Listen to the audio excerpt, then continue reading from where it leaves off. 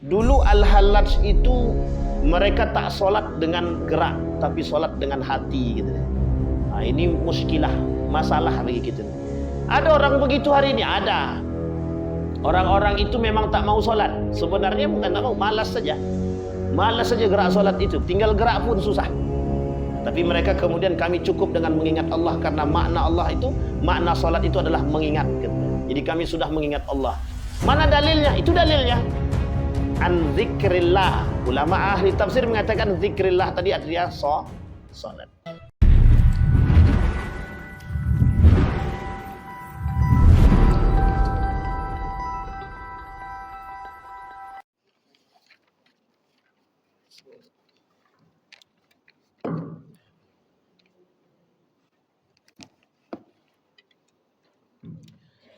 A'udzu billahi minasyaitonir rajim. Bismillahirrahmanirrahim. Assalamualaikum warahmatullahi wabarakatuh. Alhamdulillahi rabbil alamin. Alhamdulillahilladzi arsala rasulahu bil huda wa dinil haqq liyudhhirahu 'alad dini kullih wa kafa billahi syahida. Ashhadu an la ilaha illallah wahdahu la syarika lah wa ashhadu anna Muhammadan abduhu wa rasuluh la nabiyya ba'd. Allahumma salli wa sallim wa barik ala hadzal nabiyil karim. Allahumma salli ala Muhammad wa ala ali Muhammad fil alamin innaka Hamidum Majid. Ya ayyuhalladzina amanu taqullaha wa qulu qawlan sadida yuslih lakum a'malakum wa yaghfir lakum dhunubakum wa may yuti'illaha wa rasulahu faqad faza fawzan 'azima. Wa qala Allah ta'ala ya ayyuhalladzina amanu la tulhikum amwalukum wala auladukum an dzikrillah wa may yaf'al dzalika fa ulaika humul khasirun. Shadaqallah. Puji syukur kehadirat Allah atas limpahan rahmat, dengan selalu mengucapkan rasa syukur kepada Allah dengan mengucapkan alhamdulillahirabbil alamin. Berselawat kepada Nabi dengan mengucapkan Allahumma salli ala Muhammad wa ala ali Muhammad fil alamin innaka Hamidum Majid. Mudah-mudahan di maghrib ini Allah ridai, Allah berkahi, Allah limpahkan rahmat dan karunia-Nya kepada kita, keluarga yang sakinah mawaddah warahmah, anak-anak yang saleh dan saleha, orang tua yang diberkahi, rezeki yang melimpah, kesehatan yang diberkahi. Insyaallah istiqamah dalam keimanan, insyaallah istiqamah dalam kebaikan. Amin ya rabbal alamin. Baik Bapak Ibu sekalian yang berbahagia, malam hari ini kita lanjutkan kajian kita pada Al-Kabirah Ar-Rabi'ah, dosa besar yang keempat. Yang keempat, yang pertama sudah, kedua sudah, ketiga sudah. Terakhir kita bahas sihir. Sekarang kita akan coba mengkaji tentang tarkus shalah. Jadi dosa besar selanjutnya itu yang keempat dalam urutan kitab Imam Az-Zahabi, Syamsuddin Az-Zahabi, atau lebih tepatnya Imam Az-Zahabi itu mengatakan yang keempat itu tarkus shalah. Apa itu artinya, Bu? Meninggalkan salat. Pertanyaannya adalah yang ditinggalkan ini salat wajib atau salat sunnah? Wajib atau sunnah? Jadi kalau salat sunnah boleh ditinggal? Oh enggak juga. Jadi ragu kita, Bu, ya. Baik. Ada pertanyaan Bapak Ibu? Oh enggak ada ya, belum dimulai ya. Insyaallah. Baik. Sekarang kita masuk pada tarkus shalah. Allah berfirman dalam Al-Qur'an tersebut, kata Allah begini, ya ayyuhalladzina amanu la tulhikum amwalukum wala auladukum. Kita komain dulu. Janganlah sampai kalian itu dihancurkan oleh anak. Itu anak tuh, Bu. Yang kedua, amwal, harta. An zikrillah, dari mengingat Allah. Kalimat zikrillah di situ oleh para ulama diartikan, para ahlul mufassirin mengartikan an zikrillah salat. Diartikan salat. Bukan berarti arti salat itu adalah zikir. Jadi kami cukup zikir saja, bukan. Salah satu arti makna daripada salat itu mengingat Allah. Itu arti salat itu. Jadi kalau kami mengingat solat aja dah cukup itu, mengingat Allah aja dah cukup kami solat itu Ustaz. Tidak begitu artinya. Karena ada golongan-golongan yang mereka tidak solat dengan gerakan, tapi cukup dengan mengingat Allah. Itu kan tadi disebut tadi, karena arti solat itu zikir, gitu. Karena arti solat itu mengingat, maka kami cukup mengingat Allah saja. Yang penting hati kami terikat dengan Allah, mau kami solat atau tidak tak urus, gitu. Ada kelompok begitu? Ada. Dulu ada namanya Al-Hallaj. Ini orang-orang pemikiran mesti tahu. Dulu Al-Hallaj itu mereka tak solat dengan gerak, tapi solat dengan hati, gitu. Nah, ini muskilah, masalah bagi kita nih. Ada orang begitu hari ini, ada. Orang-orang itu memang tak mau solat. Sebenarnya bukan tak mau, malas saja. Malas saja gerak solat itu. Tinggal gerak pun susah. Nah, tapi mereka kemudian kami cukup dengan mengingat Allah, karena makna Allah itu, makna solat itu adalah mengingat. Gitu. Jadi kami sudah mengingat Allah. Mana dalilnya? Itu dalilnya. An zikrillah. Ulama ahli tafsir mengatakan zikrillah tadi artinya solat. Wa may yaf'al dzalika fa ulaika humul khasirun. Barang siapa di antara orang yang berislam itu yang tidak menjalankan solat, atau mereka terjerumus dalam kategori dihancurkan, dilalaikan, dimusnahkan oleh anak, harta, istri, dan semua yang mereka miliki, faulaika humul khasirun. Ayat pertamanya disebut dengan ulaika humul khasirun. Orang-orang itu termasuk orang-orang yang merugi. Sekarang pertanyaannya adalah, bagaimana cara kita mentafsirkannya? Bapak Ibu sekalian yang berbahagia, yang perlu dipahami daripada konteks ini adalah, yang pertama yang harus kita pahami terlebih dahulu, ayat ini berbicara tentang solat, terkhusus solatnya solat wajib, bukan solat sunnah. Oke Bapak Ibu ya, pahami dulu konteksnya. Itu kan solat sunnah mungkin, tapi ulama ahli tafsir mengatakan, mufassirin, kita ambil contoh yang paling kontemporer hari ini, kata Syekh Wahbah Zuhaili dalam kitabnya Tafsir Al-Munir, itu diartikan sebagai solat. Baik, sampai di sini paham Bapak Ibu? Solat di sini adalah solat yang wajib 5 waktu. Solat yang wajib berapa? 5 waktu. Hafizu 'alas salawati was salatil wusta. Jagalah oleh kalian as-salawat. As-salawat di sini diartikan 5 tadi. Tapi kemudian ada Allah sebut was salatil wusta. Salat wusta itu apa? Ulama berbeda pendapat. Tapi jumhur ulama, termasuk ahli mufassirin Ibnu Katsir, Jalaluddin As-Suyuti, Al-Maraghi, Buya Hamka dalam tafsir Al-Azhar, mengatakan kalimat tersebut lebih tepatnya solat wajib di asar. Jadi 5, di antara 5 ini yang paling tengah yang mana?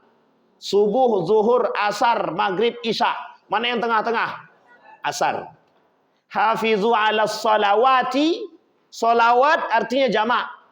Salatun 1, salatani 2, salawatun lebih dari 2. Maka ditafsirkan oleh para ulama, itu diartikan ayat tersebut tentang salat 5 waktu. Jadi kalau Ade Armando bertanya mana dalil tentang salat 5 waktu, itu dalil dia. Ade Armando tahu kan? Tak perlu ditelepon-telepon orangnya.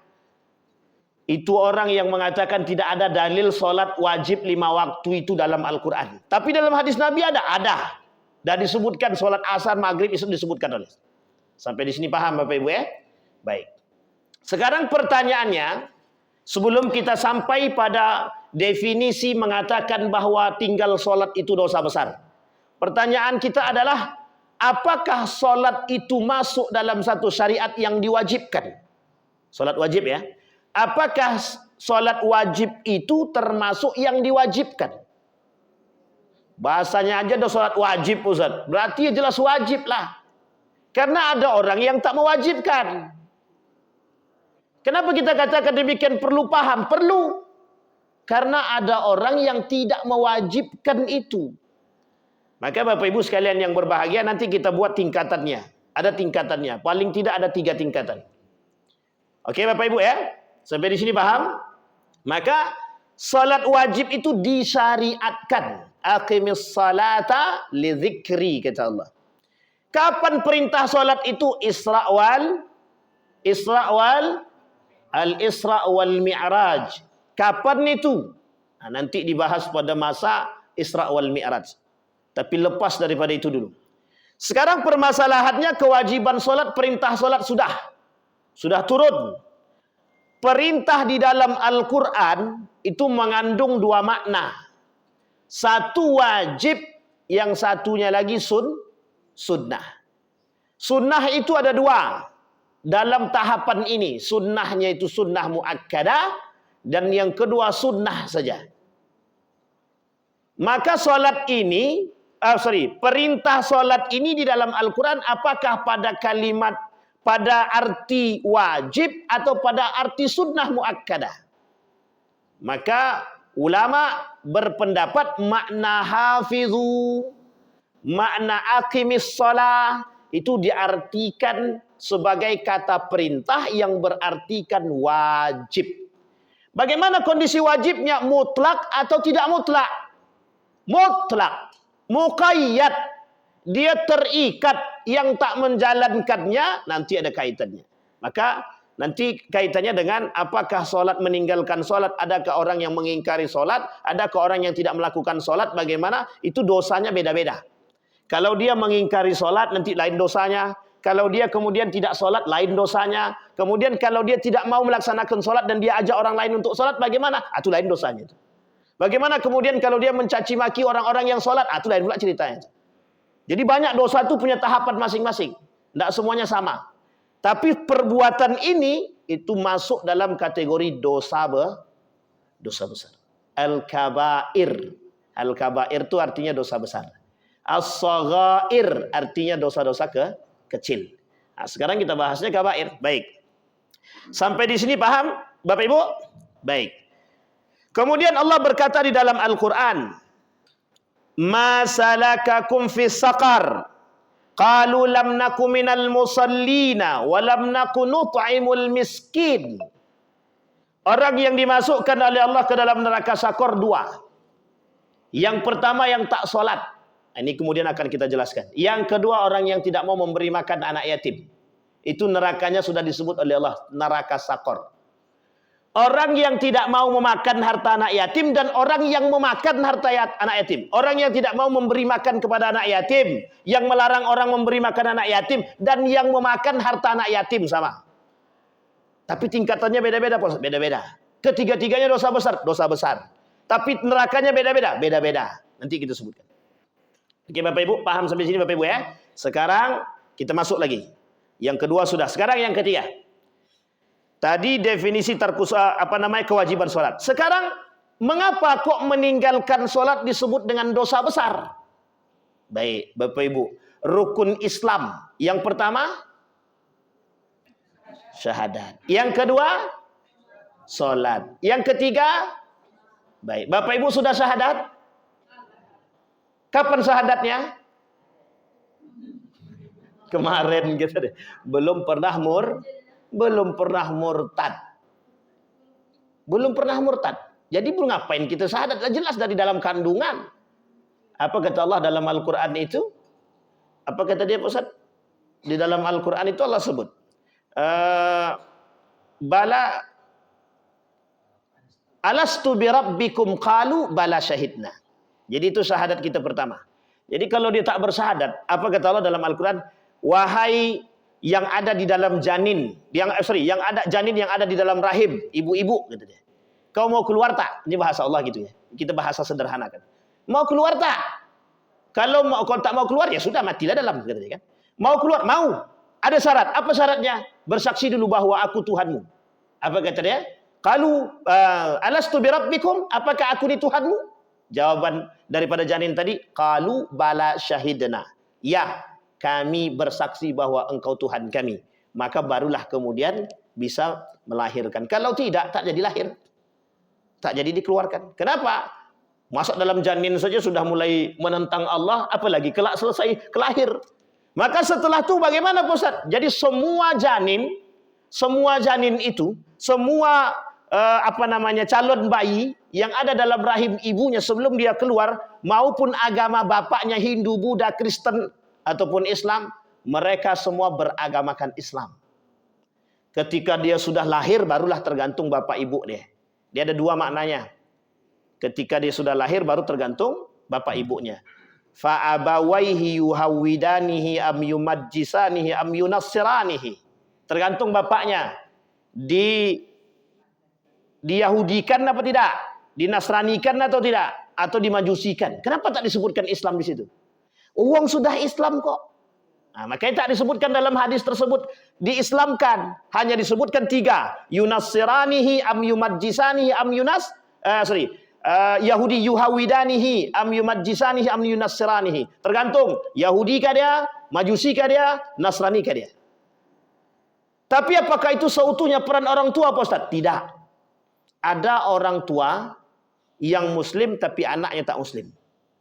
Ada orang tua non-muslim tapi anaknya muslim. Berarti apa yang menyebabkan itu berubah, Pak Ustaz? Lingkungan. Maka makna abawaihi itu sebenarnya dimaknai banyak juga. Tidak hanya orang tua tapi pengaruh orang-orang dewasa. Artinya apa? Lingkungan juga mampu membentuk. Wong tinggalnya di perkampungan, mohon maaf, Nasrani. Dia sendiri yang muslim orang tuanya. Tiba-tiba dia lahir, kemudian terpengaruh dengan kawan-kawan dia, mungkin masuk Nasrani, mungkin saja. Atau sebaliknya, ada non-muslim, Nasrani misalkan, tinggal di kawasan orang-orang muslim. Setiap hari mendengar orang mengaji, mendengarkan azan, mungkin atau tidak Allah kasihkan hidayah kepada dia? Mungkin sangat. Bisakah dia masuk Islam? Bisa sangat. Orang yang sering-sering mendengarkan qiraatul Quran, lantunan ayat suci Al-Quran, lama-lama hati dia beku. Lama-lama hati dia lembut. Yang tadinya keras bisa lembut. Abu Jahal dengan Abu Lahab itu bisa hati dia luluh ketika mendengarkan Nabi mengaji. Dia sering setiap malam ngintip Nabi itu. Dia tak mau kasih tahu orang-orang, tapi dia setiap malam dia ngintip Nabi. Dia ngintipnya sama Nabi itu. Jadi dia keluar dari rumah dia.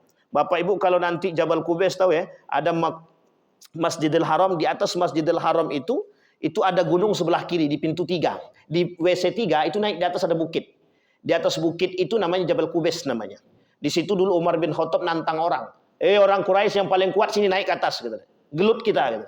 Tapi tidak ada naik karena udah tahu siapa ya Umar bin Khattab. Tak jauh dari turun ke bawah, sebelah kiri dia, dekat belakang pintu Babu Salam. Tak jauh dari situ. Nanti Bapak Ibu naik ke atas agak tinggi sedikit. Dah ada rumah Nabi. Di samping rumah Nabi tak jauh sebelah kiri. Nanti naik ke atas itu yang sekarang bekas WC. Sudah jadi WC. Itu rumah Nabi, Abu Lahab dulu. Jadi Abu Lahab itu begitu dulu. Seketika Nabi lahir, apa kata dia kepada Suwaibah? Kau bebas. Kau bebas. Jadi dia kasih kesempatan kepada Suwaibah untuk bebas ketika dia sudah. Suwaibah ini memberikan, Suwaibah ini selalu mendampingi Siti Aminah sampai Aminah melahirkan. Sehingga kata Abu Lahab, kau bebas. Nah, Suwaibah itu adalah wanita pertama yang menyusui baginda Nabi Muhammad SAW setelah ibunda tercinta. Selama ini dalam sejarah siapa yang menyusui baginda Nabi?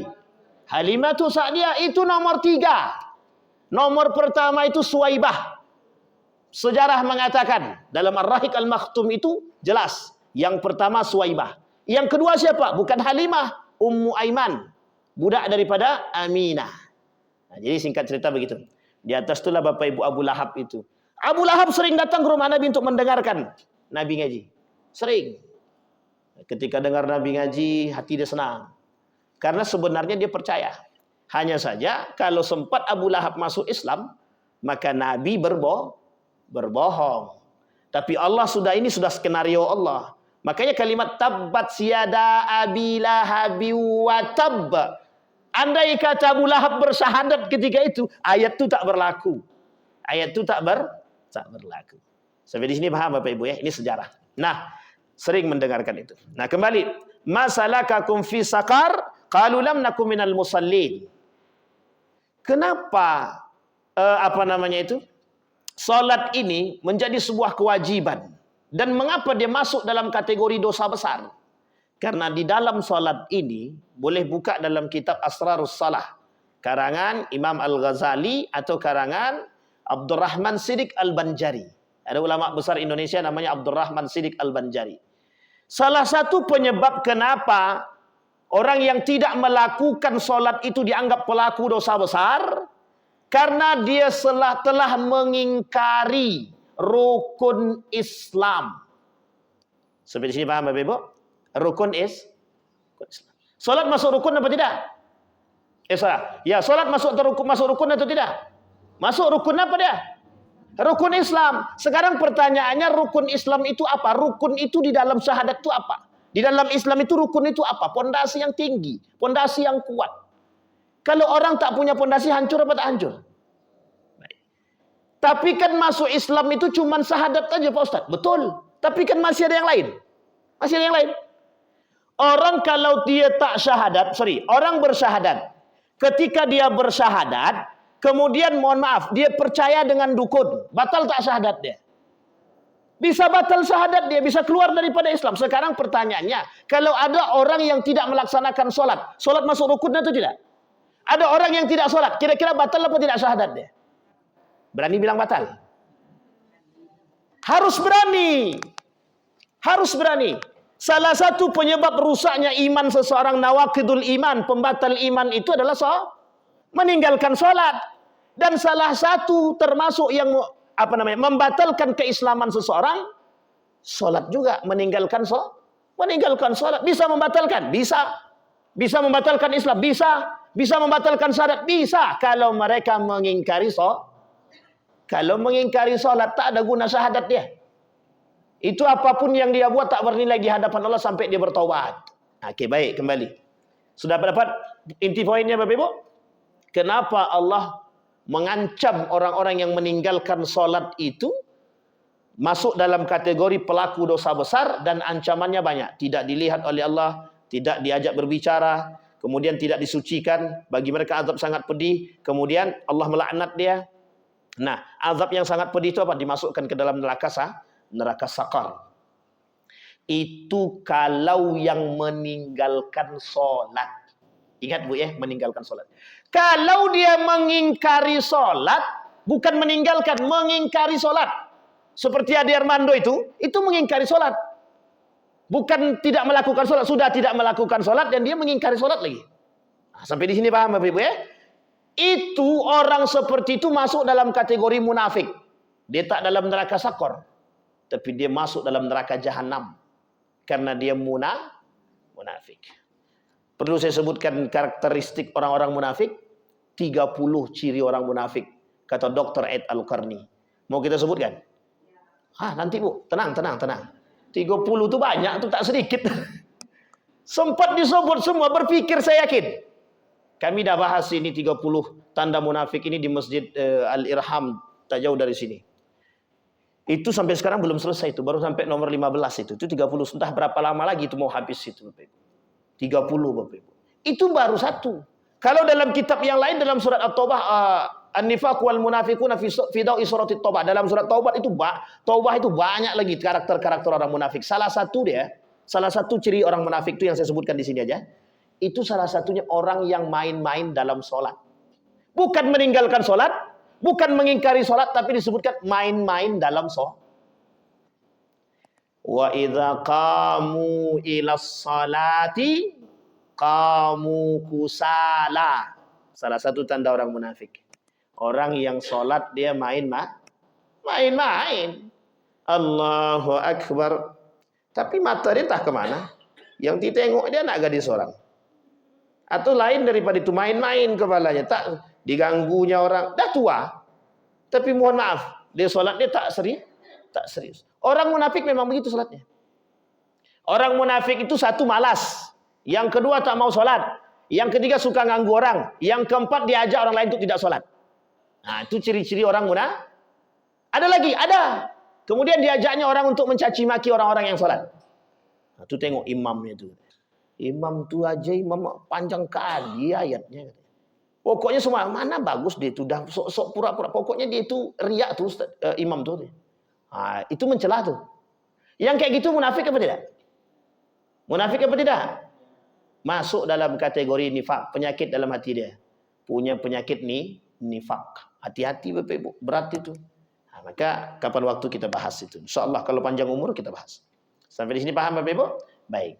Sekarang pertanyaannya adalah, tadi sudah kita bahas, apa yang menyebabkan, mengapa Allah mengatakan mengapa Imam Az-Zahabi mengatakan bahawa salat ini masuk dalam neraka, masuk dalam kategori dosa besar? Karena satu, mereka sudah mengingkari rukun Islam. Yang kedua, mereka sudah tidak taat kepada Allah. Orang yang tak taat kepada Allah itu masuk dalam kategori dosa besar. Dia tak taat. Yang ketiga, dia berkhianat kepada Allah. Dia berkhianat kepada Allah. Orang yang berkhianat kepada Allah kira-kira dosa besar apa tidak? Sedangkan berkhianat kepada manusia saja dosa besar, apalagi berkhianat kepada Allah. Dan yang keempat, kata Syekh Abdurrahman Siddiq Al-Banjari itu dalam kitab Asrarus Salah tadi, kenapa solat itu menjadi, kalau ditinggalkan menjadi masuk dalam kategori dosa besar? Karena di dalam solat itu penghambaan diri yang paling tinggi. Makanya Bapak Ibu sekalian yang berbahagia, solat itu mampu merubah karakter orang. Jadi dia solat Pak Ustaz, tapi tangannya mencuri, berarti solatnya tidak benar. Dia solat Pak Ustaz, rajin di solat, duha oke, tahajud jalan. Solat 5 waktu dia masjid, tapi dia masih korupsi Pak Ustaz. Itu berarti solatnya belum sempurna.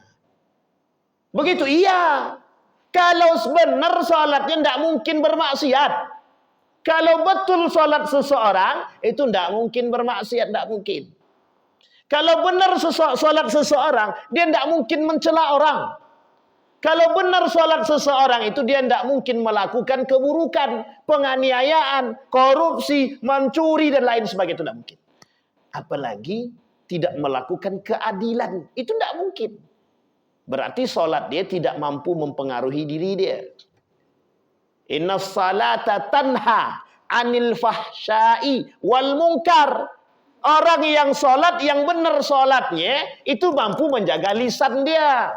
Tidak melakukan perkataan kotor, tidak melakukan perkataan keji, tak mencaci, tak memaki, tak menggibah. Sekarang kalau masih ada mak-mak yang menggibah, berarti ngapain dia solat? Kira-kira ibu-ibu masih gibah enggak? Enggak tahu Ustaz. Itu menjadi masalah kita sekarang nih. Masih sering gibah, Bu? Sekarang enggak. Ya enggak sekarang. Dalam masjid, di luar masjid kita tak tahu gitu. Tapi insya Allah ibu-ibu masjid silaturahim ini insya Allah baik-baik semua. Di dalam ya, di luar baik juga insya Allah. Amin. Maka kata mereka, itu yang pertama fahsya, yang kedua mungkar. Mesti mereka tidak akan melakukan kemungkaran. Tapi ada kok orang sholat tapi kemudian dia minum khamar. Ada orang sholat kemudian main riba. Ada yang sholat? Ada? Main riba dia? Main. Ini penting ini Bapak Ibu. Dia sholat jalan, riba juga jalan. Kalau bahasa lainnya, ngambil pahala oke, kemudian maksiat oke. Sekarang kira-kira mau dimasukkan kemana itu? Mau neraka apa surga itu? Surga oke, neraka oke. Pilih mana deh? Abu-abu. Tidak mungkin bagi orang yang sholat, yang benar sholatnya, mereka akan melakukan riba. Bermain dengan riba. Itu tidak mungkin. Sampai di sini paham Ibu-ibu? Bapak Ibu paham ya? Jadi ini kondisi. Nah ini karakter dia. Kenapa? Disitulah alasannya Bapak Ibu. Kalimat yang tertera di dalam hadis Nabi, awwalu yuhasab. Awwalu ma yuhasabu yaumal qiyamah as-salat. Yang pertama kali dihisab hari kiamat itu apa? Salat. Amal ibadah yang pertama kali dihisab di hari kiamat salat. Tapi ketika ruh keluar dari tenggorokan dari sini, itu yang diperlihatkan apa? Amal ibadah apa? Bukan salat. Sedekah. Jadi sebelum ruh ini keluar dari tenggorokan ini, sebelum keluar, itu akan dinampakkan kepada dia sedekah-sedekah yang pernah dia buat. Satu kali cerita itu, ada seorang pemuda, dia berjalan, di tangan dia ada roti. Kemudian tengah jalan nampaklah orang yang belum makan, kemudian dia minta, dia kasih. Apa kata dia? Kita setengah-setengah. Roti cuma tinggal satu. Aku dalam perjalanan, aku setengah, kau setengah. Dibagi setengah. Sampai di tempat dia meninggal. Sebelum dia meninggal itu, ketika ruh sampai di tenggorokan, ini dalam kitab, saya lupa, Daqaiqul Akhbar kalau tak salah. Ketika mau keluar itu dinampakkan oleh Allah. Ibadah-ibadah sedekah dia. Kenapa ditampakkan? Karena itu ibadah yang paling baik. Sehingga mohon maaf Bapak Ibu, ibadah sedekah ini, kata Umar bin Khattab, itu ibadah yang membuat manusia paling kuat di muka bumi ini. Kata Umar bin Khattab, orang yang paling kuat di muka bumi ini orang yang paling banyak sedekahnya. Kenapa demikian? Karena orang yang disedekahi oleh dia itu mesti bersahabat dengan orang yang disedekahi. Sekarang saya tanya Bapak Ibu, ketika Bapak Ibu dikasih duit oleh orang, Bapak Ibu mau tidak mencelakai orang itu? Tidak mungkin kan? Itu makanya kata Umar bin Khattab, banyak kali orang yang rajin sedekah banyak kawan. Orang yang rajin memberi itu banyak kawan. Singkat cerita diperlihatkan, ternyata apa tadi? Mayat tadi itu menyesal. Kenapa kok cuman aku kasih setengah? Turunlah ayat yang kemudian mengatakan, kalaulah seandainya engkau hidupkan aku kembali, la atasaddaqatna, aku akan betul-betul bersedekah, kata dia. Itu dia kenapa alasannya Nabi mengatakan dalam hadisnya itu, bersedekahlah dengan yang terbaik, itu alasannya. Maka Bapak Ibu sekalian yang berbahagia, kalau memang kita memang hendak bersedekah, niatkan dalam hati mudah-mudahan apa yang kita sedekahkan itu yang terbaik bagi kita. Jangan pilih-pilih lah, jangan pilih-pilih. Maka Bapak Ibu sekalian yang berbahagia, saya sebenarnya ingin menyampaikan ini tapi agak sedikit keluar dari konteks kita. Orang yang bersedekah itu adalah orang yang sudah punya perhatian terhadap sesama. Artinya Bapak Ibu, orang yang sudah punya perhatian terhadap sesama, dia sedang melakukan kebaikan dunia dan akhirat. Sehingga Bapak Ibu, orang-orang seperti itu nanti kelak menjadi saksi terhadap Bapak Ibu semua. Ya Allah, ibu itu yang selama ini memberikan makanku. Nanti kelak begitu dia. Apa kata ibu tadi? Ya Allah, beliau itu sering rajin ngasih aku makan. Maka tak layak kalau engkau taruh dia di dalam neraka. Aku bersaksi bahwa dia orang baik. Dimasukkan oleh ke dalam surga. Jadi banyak Bapak Ibu, orang sedekah itu paling banyak ini ya. Orang yang bersedekah itu paling banyak kawan. Sulit untuk menyakiti dia. Kenapa? Karena orang yang disedekahi tak mungkin menyakiti. Kata Ustaz Luqmanul Hakim itu begini, kalau ada orang yang menyakiti Anda, menyakiti hati Anda, datang ke rumah dia bawa makanan. Kalau sekarang mau bawa makanan atau bawa parang? Ada orang menyakiti kita, kira-kira Bapak Ibu datang ke rumah dia bawa parang apa bawa makanan? Jangankan parang, cangkul pun kan bawa pesan. Tapi ternyata Bapak Ibu, itu betul. Kita sudah praktekkan itu Bapak Ibu. Ada orang tak suka dengan kita. Kerjanya mencaci maki kita aja. Disakitinya hati kita. Satu kita kami datang ke rumah itu kita bawalah. Pokoknya kita bawa sesuatu lah untuk dia kita. Sampai sekarang alhamdulillah jadi baik. Yang tadinya mencaci maki, selalu mencari kejelekan kita, sekarang enggak. Selalu disebutkan kebaikan kita di hadapan orang, dia selalu sebutkan. Artinya apa? Ternyata sedekah itu mampu membuat orang yang tadinya tak baik jadi baik. Biidznillah, dengan izin Allah. Kembali masalah tadi Bapak Ibu. Nah, kembali kepada masalah tadi, orang-orang yang sholat itu mesti tidak akan mungkin melakukan kemungkaran. Maka Bapak Ibu sekalian yang berbahagia, orang-orang yang sengaja meninggalkan sholat, sekarang kategorinya dosa besar dalam sholat, meninggalkan sholat tadi yang seperti apa? Yang pertama Bapak Ibu kategori tingkatannya, ada orang yang mengingkari sholat. Apa maksudnya mengingkari sholat? Sholat itu rukun. Sholat itu wajib. Ada orang yang tidak merasa, tidak yakin bahwa sholat ini wajib. Bahkan tidak ada dalil yang mengatakan sholat ini wajib. Orang seperti ini terjerumus dalam satu penyakit namanya nifak. Apa namanya? Penyakitnya nifak. Pelakunya munafik. Sampai di sini paham Bapak Ibu? Nah, orang seperti ini itu mereka sudah rusak akidahnya dan rusak syahadatnya. Kalau rusak syahadatnya apa konsekuensinya? Habitat amaluhum. Allah tidak mau terima amal ibadah mereka, dan amal ibadah mereka semuanya selama mereka hidup, ketika mereka mengingkari kewajiban salat, mereka mengingkari kewajiban yang rukun Islam, maka semua amal ibadah mereka yang pernah mereka perbuat, mereka batal, tidak diterima oleh Allah. Bapak Ibu sudah berumur berapa tahun? Ada yang 70? Ada. Sekarang pertanyaannya, coba bayangkan umur 70 tahun. Tiba-tiba dia mengingkari, mohon maaf. Dia ingkari bahwa nikmat itu datang dari Allah. Dia mengingkari. Mana mungkin nikmat itu datang dari Allah? Nikmat itu dari usaha kita. Kira-kira mengingkari apa tidak? Pertanyaannya adalah, rusak anda akidah dia? Rusak. Allah itu Razak, pemberi rezeki. Kalau kita pahami bahwa Allah itu tidak pemberi rezeki, kira-kira rusak apa tidak? Rusak 70 tahun umurnya, beribadah selama 60 tahun. Anggaplah dewasa dia umur 13. Mulai balik misalkan, mulai terhitung 13 tahun atau 15 tahun lah. Berarti berapa lama? 60-70 dikurangi 15 jadi 55 tahun. 55 tahun dia beribadah sia-sia di hadapan Allah. habitat a'malahum. Dihapus oleh Allah, dibakar sama Allah. Habis. Tak tersisa apa? Tidak. Seperti debu di atas batu ketika angin bertiup, fuah kata angin, hilang debu tadi. Artinya apa? Tak bersisa amal ibadah kita. Itu yang pertama, orang munafik yang mengingkari kewajiban salat. Yang kedua, ada orang yang tidak mau salat. Ini yang disebut dengan fasik. Apa yang kedua? Fasik. Dia tahu kewajiban salat tapi dia tak salat. Fasik. Orang kedua inilah kemudian yang dimasukkan oleh Allah ke dalam neraka sakar.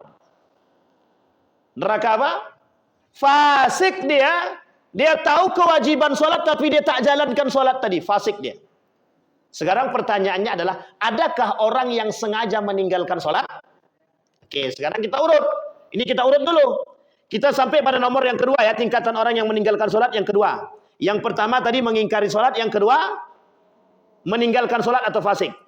Nah, dalam meninggalkan solat ini ada tingkatan lagi. Apakah dia sengaja meninggalkan solat atau tidak sengaja meninggalkan solat, atau memang dalam keadaan darurat dia meninggalkan solat? Baik, kita masuk yang pertama. Yang pertama ada orang yang sengaja meninggalkan solat. Orang yang sengaja meninggalkan solat, dialah yang disebut oleh Al-Quran, yang mereka terjerumus dalam neraka sakar, yang Allah masukkan mereka ke dalam neraka sakar. Bersama orang-orang yang tidak mau memberi makan anak yatim yang kesusahan. Dimasukkan ke dalam neraka sakar. Itu dia Bapak Ibu. Ancamannya apa? Neraka. Nerakanya apa? Neraka sakar. Siapa mereka yang sengaja bila uzrin meninggalkan solat? Bapak Ibu sekalian yang berbahagia, saya ingin katakan saking pentingnya solat tadi. Bapak Ibu dalam pesawat, dalam 4 mazhab itu cuma satu yang membolehkan bertayamum, Imam Abu Hanifah. Yang lainnya tak boleh bertayamum dalam pesawat. Yang lain tak boleh. Artinya apa? Saking pentingnya solat tadi Bapak Ibu tidak wuduk, Bapak Ibu tidak bertayamum dalam pesawat kesusahan. Sementara Bapak Ibu harus solat. Maka diperbolehkan oleh para ulama solat lihurmatil wakti. Hanya solat untuk menghormati waktu. Saking tidak bolehnya meninggalkan solat. Tetap solat. Meskipun tidak berwuduk, meskipun tidak bertayamum. Apa maksudnya? Solat lihurmatil wakti. Solat hanya untuk menghargai waktu, menghormati waktu. Itu yang pertama. Bayangkan, saking pentingnya solat. Yang kedua, saking pentingnya solat itu, tidak ada sama sekali, apa maksudnya? Tidak ada sama sekali keringanan bagi orang yang meninggalkan solat. Sakit dia solat. Misal sakratul maut dia. Bukan sakratul maut, anggaplah sakit dia tak bisa duduk, tak bisa berdiri, tak bisa segala macam, cuma bisa baring. Nah, maka apa yang harus dia lakukan? Cukup dia solat dalam keadaan saking pentingnya solat. Saking pentingnya solat.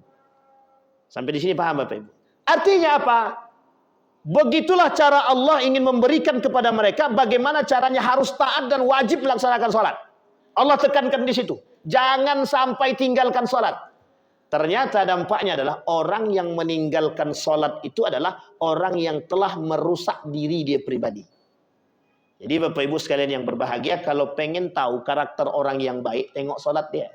Dan itu sudah diuji Bapak Ibu. Seorang pakar psikologi itu menguji orang yang taat beribadah, terkhusus pada aspek solat. Apa kata dia? Dalam aspek psikologi, ternyata orang yang solat itu lebih baik karakter dan akhlaknya ketimbang orang yang tak solat. Coba bayangkan. Itu secara ilmiah, yang dulu belum pernah didapatkan, sekarang ditemukan. Ternyata karakter solat yang benar itu mampu merubah karakter orang yang tadinya tak baik bisa jadi baik. Berarti betul apa tidak perkataan Allah dalam Al-Quran? Innas salata tanha anil fahsyai wal munkar. Betul apa tidak? Betul sangat. Terakhir sebelum kita tutup Bapak Ibu. Jadi tingkatannya tadi apa? Yang pertama, orang yang sengaja meninggalkan salat. Kita baru masuk pada aspek itu. Sekarang yang kedua, nanti yang lain kita sambung di pertemuan yang akan datang. Yang kedua itu ada orang yang tidak sengaja meninggalkan salat. Atau bahasa lainnya ada namanya rufi al-qalam. Orang-orang yang mohon maaf, mereka tertidurlah, alarm sudah hidup, tapi mereka masih tidur, tidak bangun. Itu mati apa tidak? Tengok dulu, jangan-jangan mati. Kan begitu. Alarm di dekat telinga, tapi tak juga bangun. Diinjak juga sudah tak bangun juga. Dipukul tak bangun juga. Ditikam tak juga bangun. Nah, itu mati dari situ. Tapi ada orang yang ditekan telinganya, disiram dengan air tak bangun. Ada Bapak Ibu. Bapak Ibu kalau ke pondok dapat tuh. Kalau ke pondok dapat tuh. Disiram pakai air dia masih tidur. Dipukul juga masih tidur.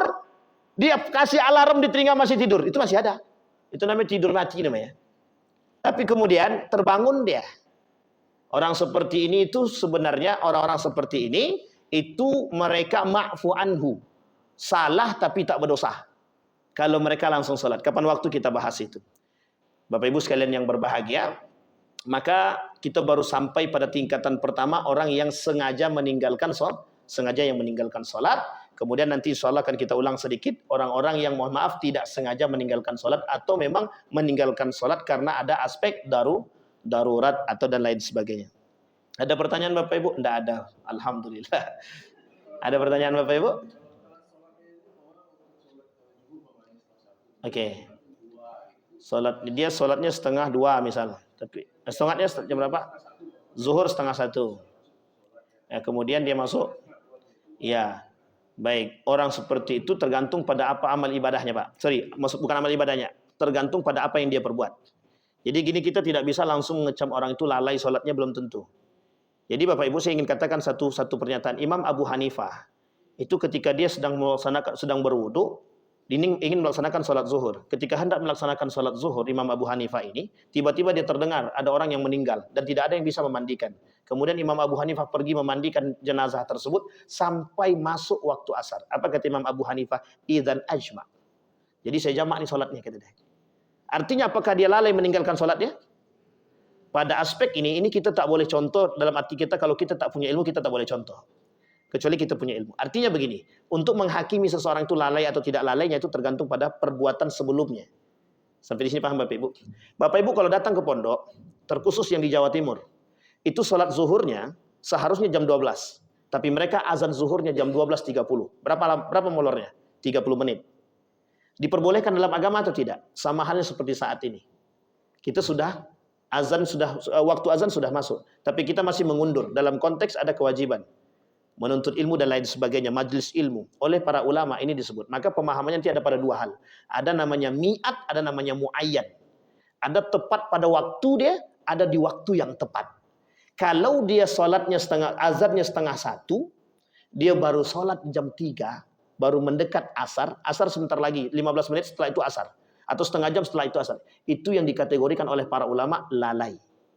Sampai di sini paham Bapak Ibu ya? Baik. Nah, nanti ada kaitannya insyaallah kita bahas di pertemuan yang akan datang Pak. Mudah-mudahan saya ingat orang-orang yang telat untuk tolong diingatkan Bang Ardi ya. Kalau saya lupa nanti Bang Mukhlis Jiddin insyaallah. Saya kira itu saja Bapak Ibu. Mudah-mudahan ada manfaat bagi kita, mudah-mudahan ada berkahnya bagi kita, mudah-mudahan kita istiqamah dalam menjaga salat kita. Amin ya rabbal alamin. Fa'tabiru ya ulil absar la'allakum tuflihun. Assalamualaikum warahmatullahi wabarakatuh.